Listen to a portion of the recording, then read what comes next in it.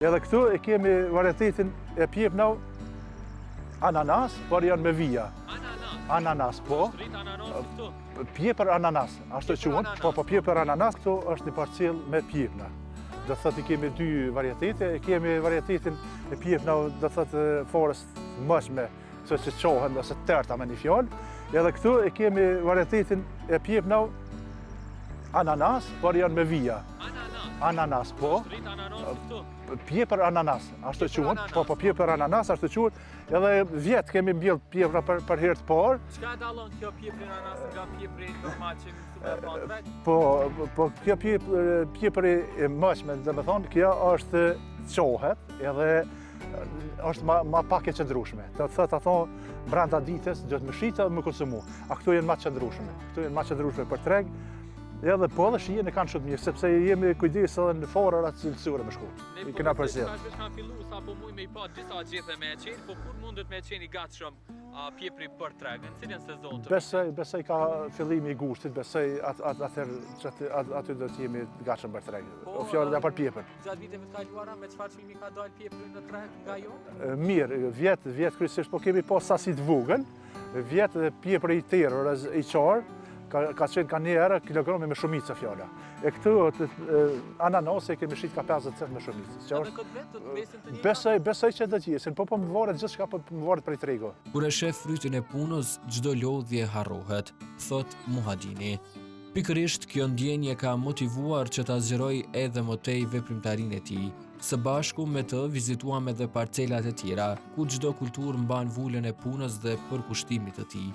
Po, na kryesisht merrem domethënë me kultivimin e specave të tjera, por mbjellëm edhe në sipërfaqe të hapur, do thotë, por kjo for është domethënë for sumbur e mëshme, domethënë nuk është for hibride.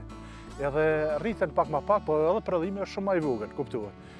Cilat janë më të shëndetshme? Po më të shëndetshme nuk mund të them, më të shëndetshme janë kuptuat natyrës, por nuk ka vrejtje as pak edhe të sera. Në rast se ka rreshje shishio ose ulje të temperatura, mund të shkatërrohen këto jashtë? Po, këto rreziku 100% më i lartë. Pse? Sepse një bresher më ro i bën rrafsh krej. Si thotë edhe shirat mëdha, me erërat mëdha më ro, edhe ato është domethënë një pjesë shumë e madhe domethënë. Gjatë gjithë këtyre viteve pun ka pas humbje të mëdha, ndoshta ose ndonjë dështim kaq të madh ku një rrebeshiu ka rënë dhe ta ka humbur krejt punën hoc?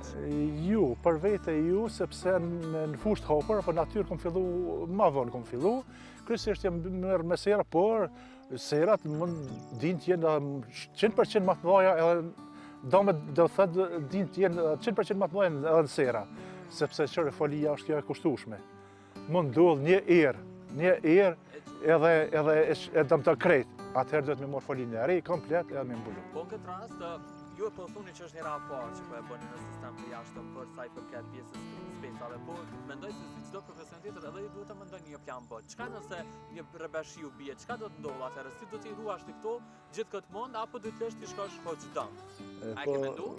Po, kemi menduar, dëm të thotë ka varianta me rujt, por është e vështirë, sepse kohës, natyrës nuk i dihet.